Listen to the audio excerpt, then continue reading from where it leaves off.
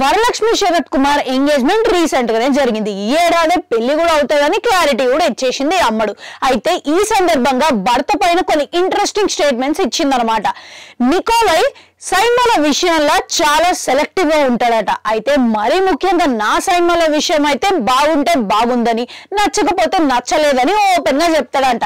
కానీ ఇప్పుడు ఆ ఛాన్స్ లేదు, ఎట్లున్నా గానీ బాగుందని చెప్పక తప్పదని నికోలై మీద జోకేసింది వరలక్ష్మి శరత్ కుమార్.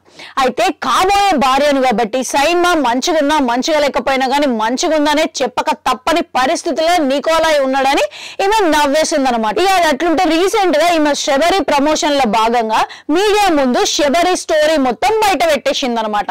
అయితే ఈ సైన్మాలో నేను యంగ్ యాంగ్రీ లేడీని కాదు, నేను ఒక సాధారణమైన అమ్మాయిని. భర్తతో కొన్ని కారణాల వల్ల విడిపోయి కూతుర్ని ఒంటరిగా పెంచుతూ ఉన్న క్యారెక్టర్ నాది.